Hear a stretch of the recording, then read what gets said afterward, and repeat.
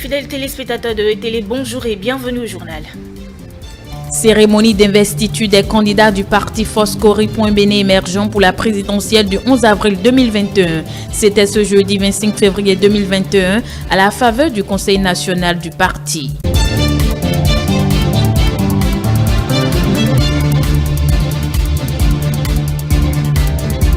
En cette veille de l'élection présidentielle du 11 avril 2021, les citoyens béninois s'opposent à toute forme d'acte visant à compromettre la paix. Ils disent être des candidats de la non-violence. Vous les entendrez dans cette édition.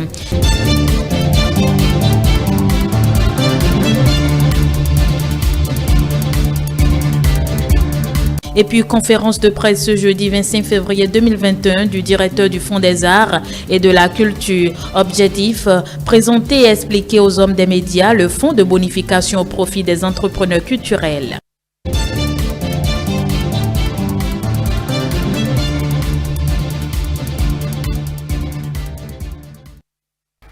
Et merci de nous préférer pour vous informer. Paul Hunkpe et Alassane Soumano ont été investis ce jeudi 24 février 2021, candidat du parti Foscori pour un Bénin émergent pour la présidentielle du 11 avril prochain. C'était à la faveur du Conseil national de la formation politique organisé au Palais des Congrès de Cotonou.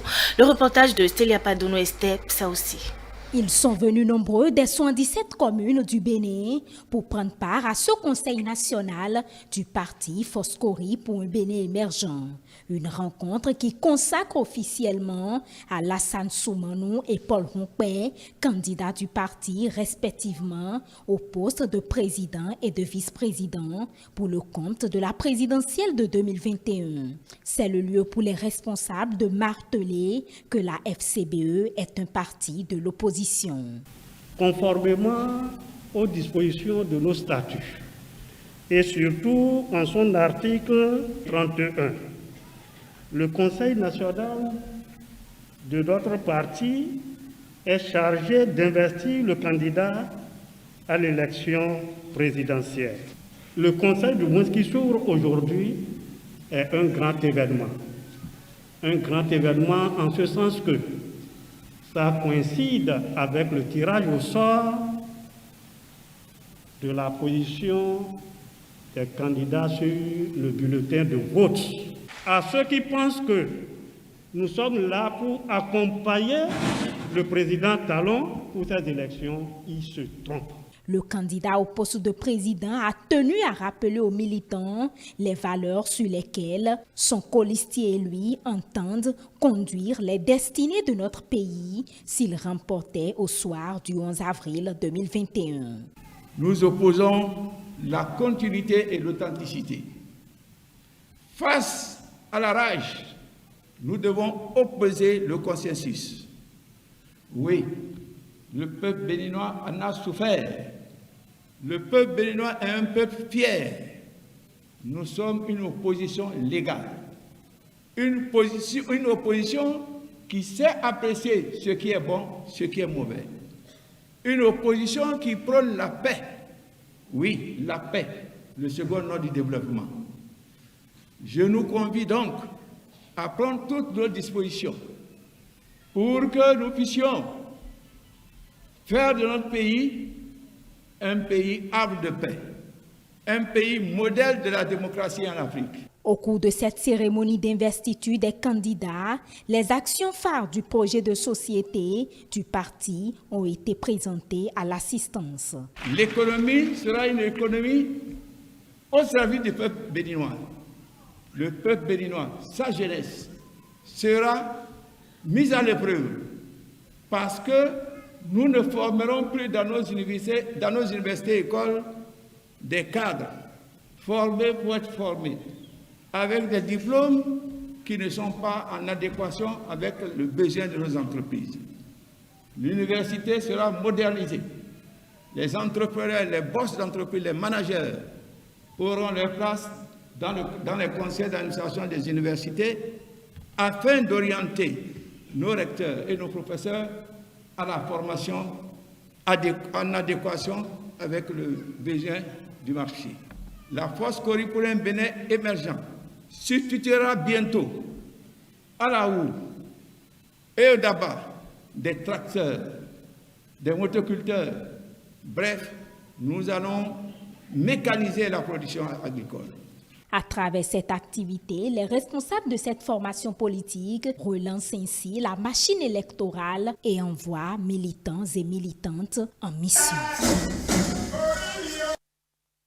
Le positionnement des candidats sur le bulletin unique pour la présidentielle du 11 avril 2021 est connu. Le tirage au sort a été effectué ce jeudi 25 février 2021 à la Commission électorale nationale autonome Sénat. Le point avec Aziza Tchamou. Conformément aux dispositions du calendrier électoral qui prévoit le tirage au sort pour le positionnement des candidats inscrits sur le bulletin unique, les responsables de la Commission électorale nationale autonome Sénat ont convié les représentants des duos de candidats en lice pour la présidentielle du 11 avril 2021 à cet exercice. Après la publication de la liste définitive des candidats retenus pour prendre part à l'élection présidentielle du 11 avril 2021, le calendrier électoral a prévu le tirage au sort pour le positionnement des candidats sur le bulletin unique qui permettra à chaque citoyen d'accomplir son devoir civique. C'est à cette fin que nous vous avons conviés, dans laquelle nous avons mis des numéros 1, 2 et 3.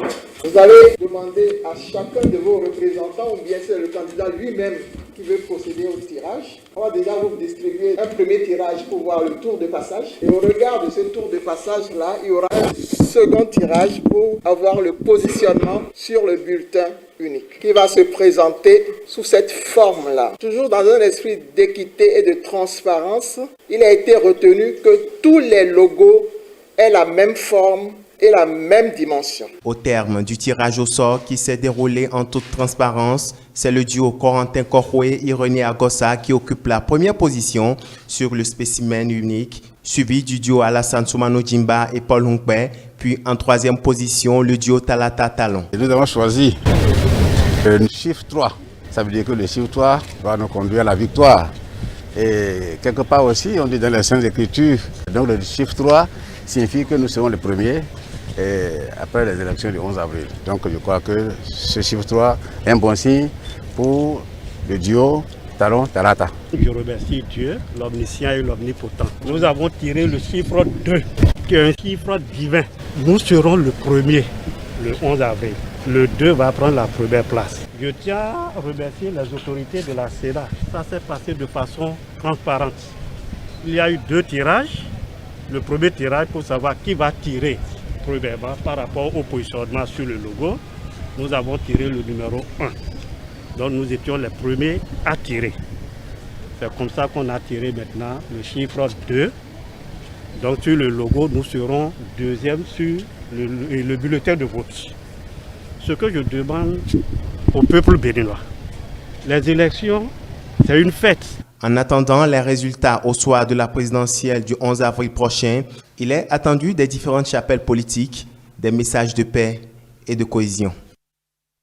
Mariam Talata Zimé se fait apôtre de la paix. Ce mercredi 24 février 2021, elle a fait le tour de plusieurs palais royaux. Dans sa tournée de sensibilisation, la première vice-présidente de l'Assemblée nationale a invité ses autorités traditionnelles à être des relais de son message. Isaac Adjé pour le point. La véritable culture de la paix se traduit plus par les actes. C'est ce qui justifie la tournée de sensibilisation des têtes couronnées et autorités traditionnelles de Parakou et environ à la promotion de la paix. Cette initiative de Madame Mariam Talata Zimé qui vise à garantir une présidentielle de 2021 apaisée a pris corps au Palais Royal des Sanoué de Tchatchou, puis chez Sa Majesté Oloyer, représentant de la Fraternité mondiale des Ogboni dans le Septentrion. L'objet de notre présence ici, c'est de vous passer le message. Vous êtes déjà dans le combat pour la paix. C'est de vous dire que dans ce combat, nous sommes vos alliés, nous venons vous accompagner. Et qu'ensemble, nos voix portent pour qu'un grand nombre de Béninois comprennent que le bien essentiel, avant même la santé, c'est la paix. Parce que sans la paix, la santé prend un coup. Donc, nous venons vous dire notre besoin de partenariat dans ce combat pour la paix, afin que ni vous ne soyez seuls, ni nous ne soyons seuls dans ce combat pour l'essentiel. Et pour moi, la paix, c'est l'essentiel dans le vivre ensemble. Nous avons fait le déplacement, Madame la ministre et tous mes autres collaborateurs, pour vous dire que pour cette période-ci et pour toutes les autres périodes, nous sommes avec vous dans le combat pour le vivre ensemble harmonieux, le vivre ensemble pacifique, le vivre ensemble qui nous permettra à nous tous de rêver et de penser à l'atteinte donc de nos objectifs. Que ce soit au palais royal de Sinagourou, de Guéma, de Ganou et de Wansirou, le message est le même. Un appel à la culture et à la promotion de la paix. Le passage de la première vice-présidente de l'Assemblée nationale et colistière du candidat Patrice Talon vient donner plus d'ardeur aux actions timides en cours. On doit tout mettre en œuvre pour que la paix y ait, pour que ces élections-là aient lieu. Ce pays-là, c'est pour nous.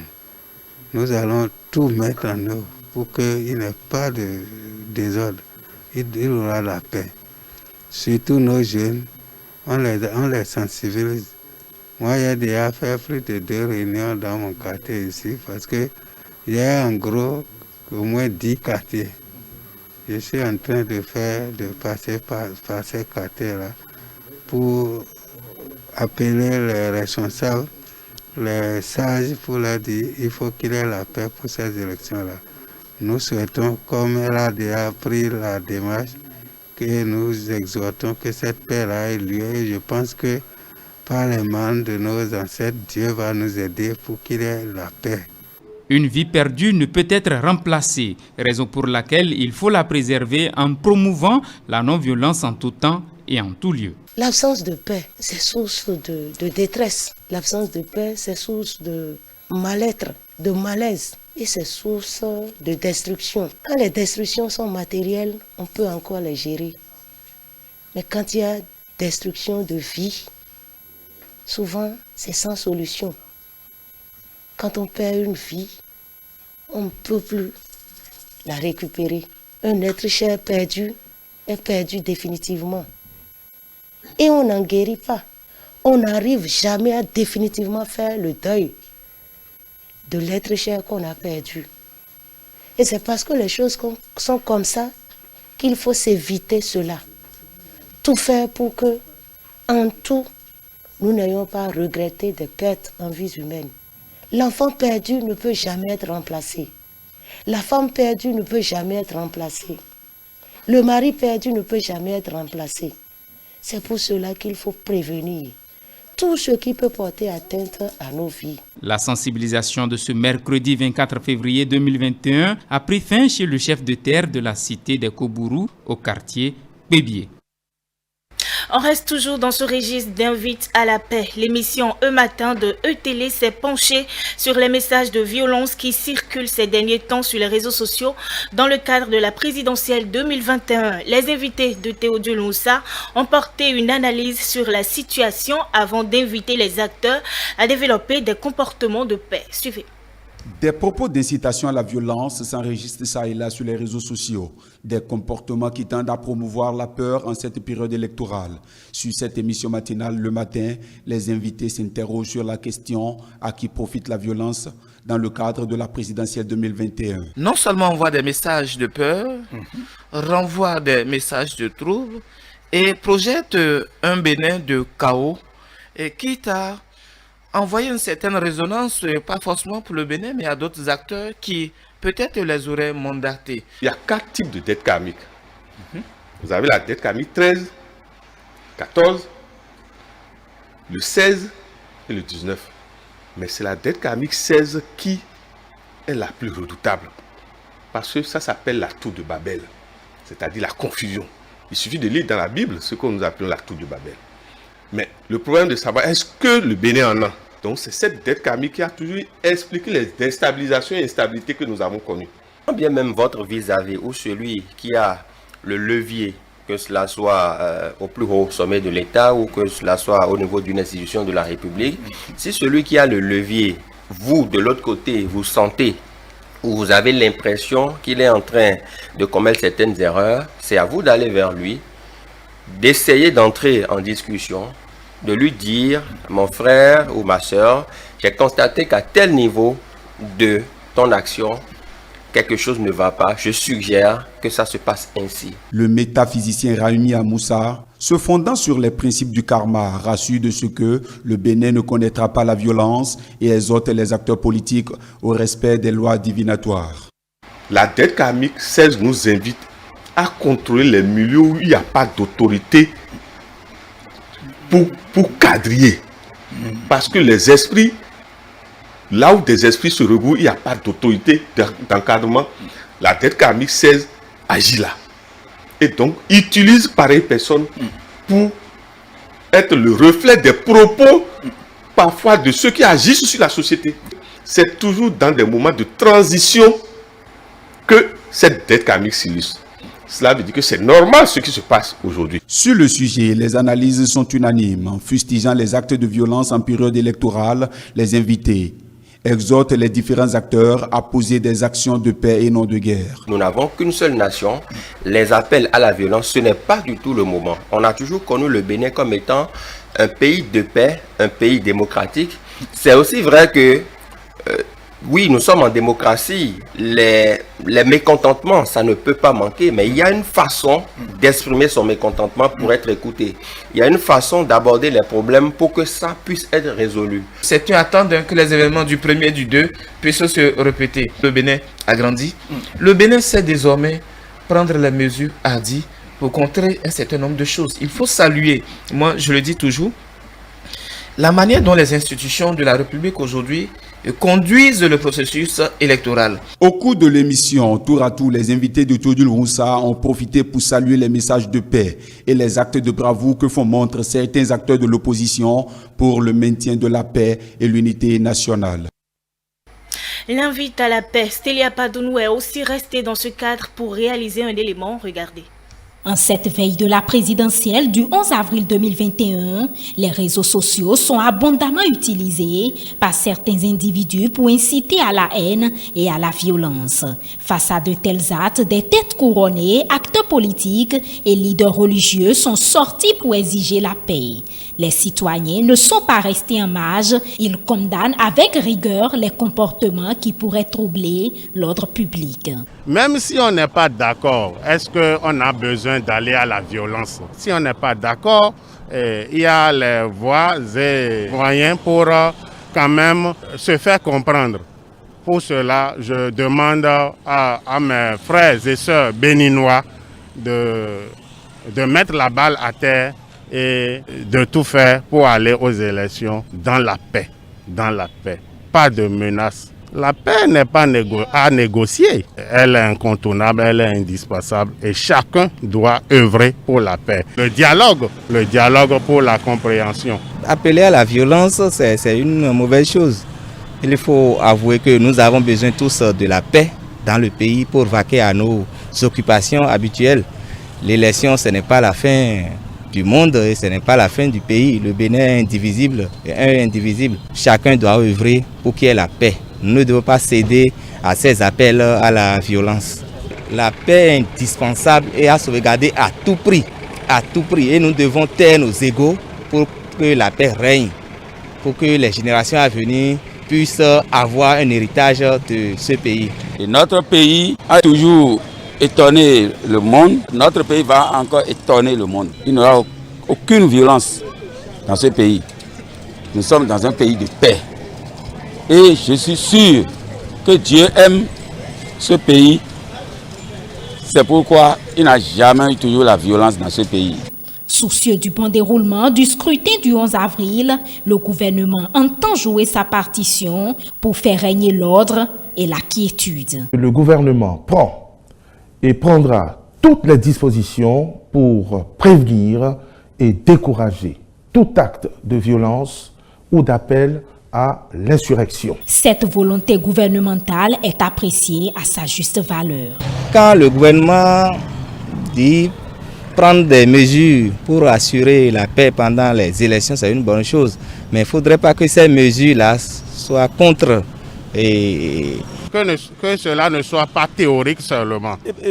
Qu'ils ne sèment pas la violence. S'ils s'entêtent, ils subiront juste la rigueur de la loi. Le Bénin a toujours été un havre de paix. Maintenir cette paix à tout prix est l'invite des uns et des autres. Un comportement qui doit régner avant, pendant et après l'élection.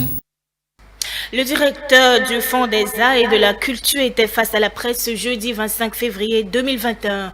Objectif présenter et expliquer aux hommes de médias le fonds de bonification au profit des entrepreneurs culturels. C'était également en présence des promoteurs et acteurs culturels. Les entrepreneurs culturels peuvent désormais pousser une offre de soulagement. Ceci grâce au fonds de bonification initié par le gouvernement béninois. Placé sous la houlette du Fonds des Arts et de la Culture, ce produit vise à prendre en charge les intérêts des prêts accordés par les établissements financiers à ces entrepreneurs. Et c'est pour permettre aux professionnels des médias de mieux comprendre les avantages du dit fonds que cette séance d'échange a été initiée. En termes de réforme, c'est inédit dans notre pays. C'est la première fois qu'un gouvernement arrive donc à mettre à la disposition des entrepreneurs ce genre de produits. Je réitère que tous les produits que le fonds d'aide d'alors offrait aux artistes demeurent. C'est les intérêts qui sont bonifiés ici. C'est une manière donc d'encourager les citoyens béninois à créer des industries dans le secteur de la culture. Parce que c'est ce maillon-là du développement de notre culture qui fait défaut régulièrement. Parce que ceux qui ont l'initiative n'ont pas toujours la possibilité d'avoir accès au crédit. Donc l'État facilite l'accès au crédit à ces entrepreneurs-là. Pour bénéficier du fonds de bonification, plusieurs conditions sont à remplir par le demandeur. Pour avoir accès au fonds de bonification, il faut être béninois. Il faut décider donc de créer l'industrie au Bénin. Il faut que ce soit dans le secteur de la culture, peu importe la filière. Il faut quitter le secteur informel et se positionner dans le secteur formel. Le fonds de bonification ne concerne pas directement les créateurs des œuvres d'esprit. L'artiste peut être entrepreneur, ça c'est un autre problème. Si vous avez la volonté, le désir de créer une industrie, vous vous adressez au fonds de bonification. Mais si vous êtes un artiste, vous devez sortir une œuvre, ça c'est un autre problème. Ça ne concerne pas le fonds de bonification. Des dispositions ont été prises par le gouvernement pour éviter toute fraude afin de rendre périn ce produit. Un produit qui vient d'ailleurs insuffler une nouvelle dynamique au secteur de la culture et des arts au Bénin. Actuellement, on peut vous certifier que tous ceux qui auront accès au fonds de bonification à 100% seront en mesure de s'acquitter de leurs dettes. Il n'est pas question qu'un seul puisse échouer. On n'est pas allé chercher des gens qui ne s'y connaissent pas. Mais lorsque vous décidez, vous, en tant que privé, d'ouvrir une entreprise, et vous savez que vous devrez vivre de ça, j'estime qu'on met tout le sérieux qu'il faut. Naturellement, avec l'idée que si vous ne remboursez pas, la banque peut vous poursuivre. Donc, tout est mis en place pour qu'il y ait du sérieux dans ce qui va se faire. Le fonds de bonification est prévu pour être lancé dans la semaine du 15 mars 2021. Ce fonds va couvrir toute l'étendue du territoire national. Le chef d'état-major de l'armée de terre a procédé ce jeudi 25 février 2021 à l'ouverture du séminaire de réflexion des officiers du génie. L'objectif est de revoir le fonctionnement du génie militaire qui a longtemps fait ses preuves au service de la nation. Stélia Padono.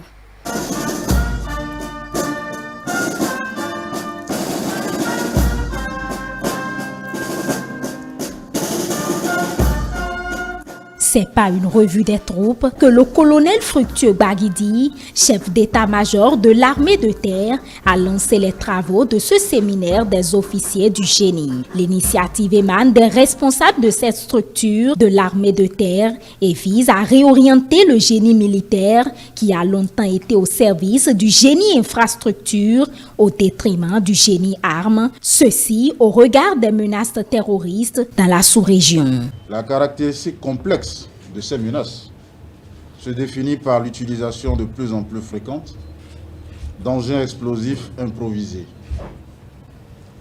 Ces engins généralement battus par le feu ou encore sous surveillance permanente permettent aux factions ennemies de déceler leur mode opératoire conventionnel afin de mieux s'adapter aux faiblesses de nos unités au contact. Ce mode opératoire semble tourner le rapport des forces en leur faveur, ne serait-ce que pour un temps.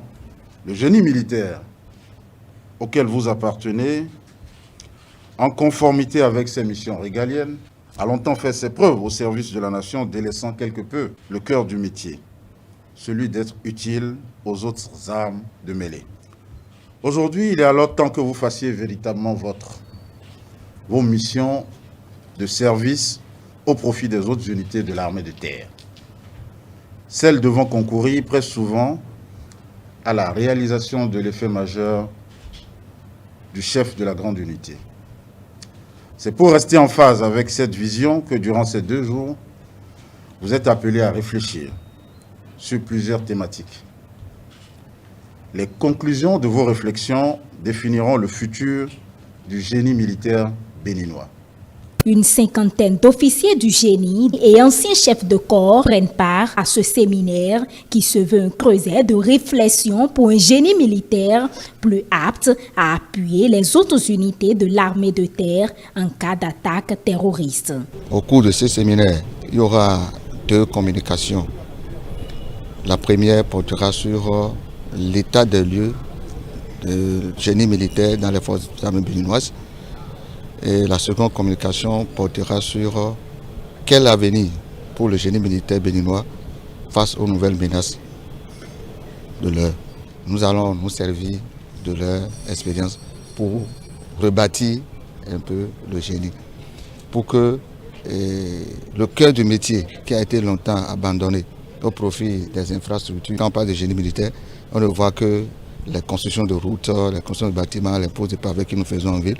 Mais il y a d'autres choses qui sont les missions régaliennes du génie même qui nous concernent. C'est dans ce cadre surtout que nous avons organisé ce séminaire de réflexion pour mieux appuyer les autres unités de l'armée de terre. La tenue de ce séminaire de réflexion coïncide avec la célébration de la fête patronale des officiers du génie. Session d'échange des membres des comités ministériels d'audit interne et des comités ministériels de maîtrise des risques ce jeudi 25 février 2021. C'était une rencontre qui vise à acquérir les notions nécessaires pour assurer une gestion rigoureuse et transparente des ressources publiques. La séance a connu la présence du ministre de l'Intérieur et de la Sécurité publique, le compte rendu avec Stanislas Atalion. C'est une séance d'échange avec les membres des comités ministériels d'audit et des comités ministériels de maîtrise des risques. L'objectif de la rencontre est de renforcer la sécurité, l'efficacité des directions centrales, techniques et autres structures rattachées sous tutelle des ministères au Bénin. Cette rencontre est une séance de sensibilisation, disons, des membres des comités ministériels d'audit interne. L'idée, c'est de renforcer le système de contrôle interne des ministères. Les ministères ont des objectifs, les ministres ont des lettres de mission pour mettre en œuvre les politiques sectorielles. Il y a des risques qui sont liés à ces missions-là. Et il faut s'organiser pour mieux gérer ces risques, pour pouvoir atteindre les performances. Alors la présentation que je viens de faire visait effectivement à montrer d'abord les enjeux de la réforme, et ses implications, d'une part, et ensuite le contenu de la réforme et avec la création donc, des structures comme le comité ministériel de maîtrise des risques et le comité d'audit interne, et puis ensuite les modalités pratiques d'opérationnalisation du comité d'auditeurs interne. Pour le chef département, gouverneur et réforme du bureau d'analyse et d'investigation, la séance de sensibilisation vient à point nommé pour expliquer aux différents acteurs leur rôle, mais aussi et surtout présenter les innovations mises sur pied pour l'atteinte des objectifs. On a créé 2 comités, les comités ministériels de maîtrise des risques et les comités ministériels d'audit interne. Le premier comité donc veille à aider les dirigeants, les managers à pouvoir identifier les risques et à organiser comment les atténuer, comment les éviter, comment les prévenir.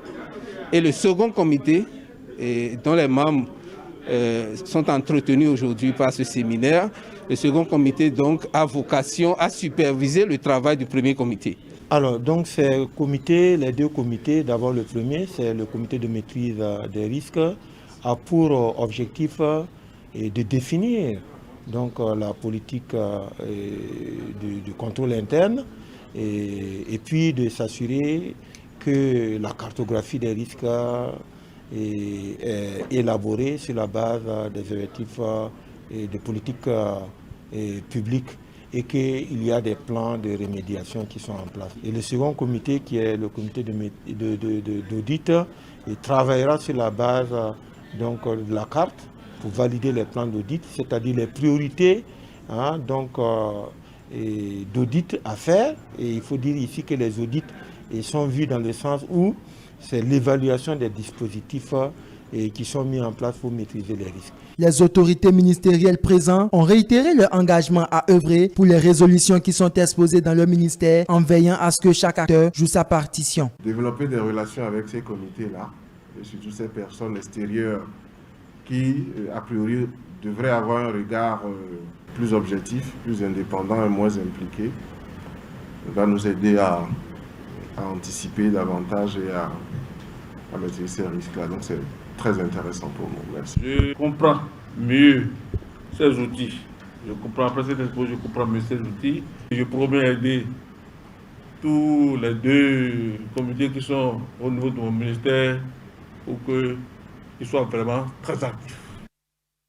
Mesdames, Messieurs, c'est tout pour ce 13h. Merci de l'avoir suivi. La suite de nos programmes. Suivez juste après ce journal la rediffusion de la chronique du soir du consultant politique Agapit Napoléon Maforican. Autre rediffusion, le compte rendu du Conseil des ministres de ce mercredi 24 février 2021. Suivez également juste après la conférence de presse du duo Korwe Agonsa. Bel après-midi en notre compagnie.